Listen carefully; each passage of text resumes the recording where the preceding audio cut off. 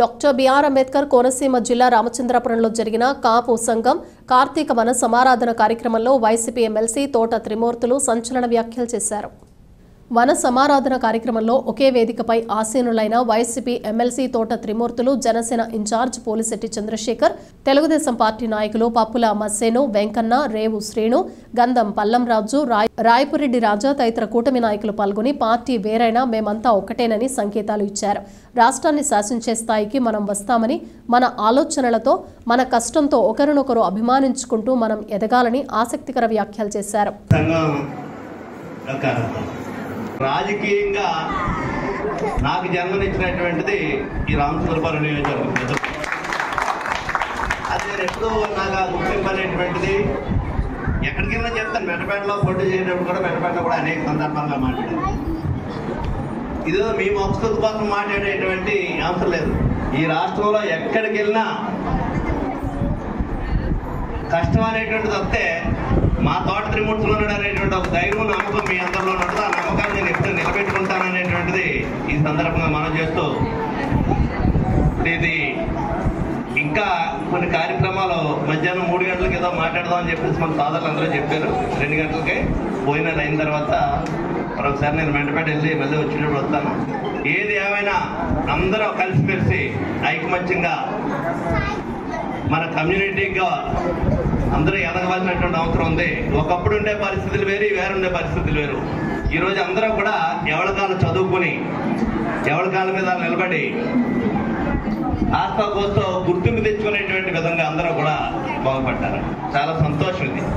ఇప్పుడున్నటువంటి ఈ ట్రెండ్, ఈ విధానం, ఇప్పుడున్నటువంటి చదువులు, ఇవన్నీ కూడా భవిష్యత్తులో ఒక 10 సంవత్సరాలు పోయేటప్పటికీ ఈ రాష్ట్రాన్ని శాసించేటువంటి స్థాయికి మనం వస్తామని చెప్పడంలో ఏమాత్రం కూడా సందేహం లేదు. ఆ విధంగా అందరూ కలిసిమెలిసి ఉంటూ ముందుకు వెళ్ళవలసిన అవసరం ఉంది. మీ అందరికీ ఒక మనం చేస్తున్నాను. రాజకీయంగా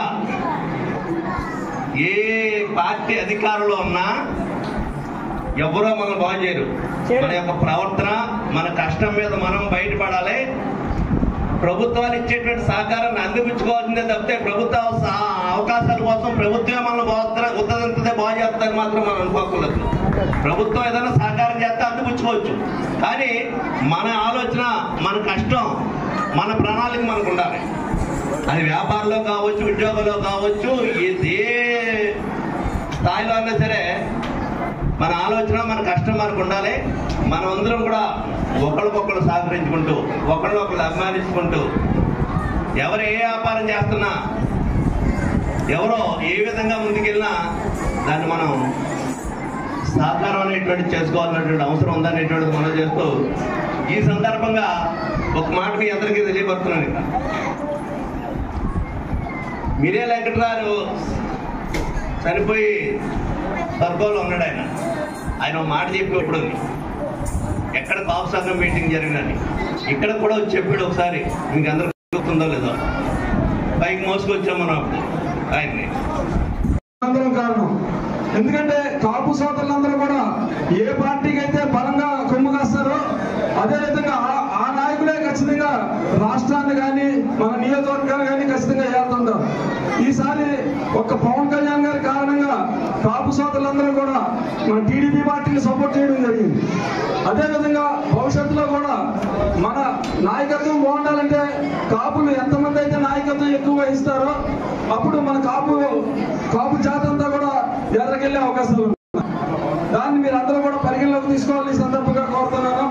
అంతేకాకుండా ముఖ్యంగా నేను మాట్లాడేది ఏంటంటే, గతంలో మనం ఎలా ఉన్నాం అన్నదాన్ని మర్చిపోండి, కానీ ఈ నియోజకవర్గం వరకు లేదా మన రామచంద్రం పట్టణం వరకు మనం ఏం చేద్దాం, కార్యాచరణ ఏం చేద్దాం, భవిష్యత్తులో రాబోయే కాలంలో మన జాతిని ఎలా డెవలప్ చేసుకుంటాం, అదేవిధంగా మన జాతికి అవసరాలు ఏంటి, మన జాతిలో చదువుకోవాల్సిన వాళ్ళు చాలా మంది ఉన్నారు, ఉద్యోగస్తులు ఉద్యోగం లేని వాళ్ళు కూడా చాలా మంది ఉన్నారు.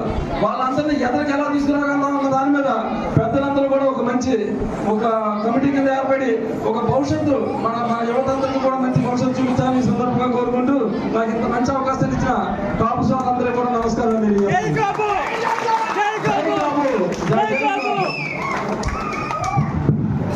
ఒక విషయాన్ని ఇక్కడ గమనించాలి.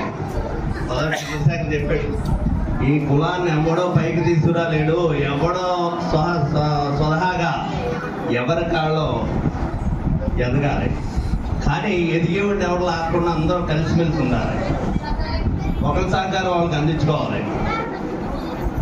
ప్రభుత్వాలు ఏ మారినా, ఏ ప్రభుత్వాలు అధికారంలోకి వచ్చినా ఎంతమందికి సహాయం చేయగలుగుతాయి, ఎంతమందికి ఉద్యోగాలు ఇవ్వగలుగుతాయి? ఈవేళ ఈ సాఫ్ట్వేర్ రంగం లేకపోతే ఈ పరిస్థితులు ఏ రకంగా చాలా ఉన్నతమైనటువంటి స్థాయికి చాలా మంది వచ్చారు.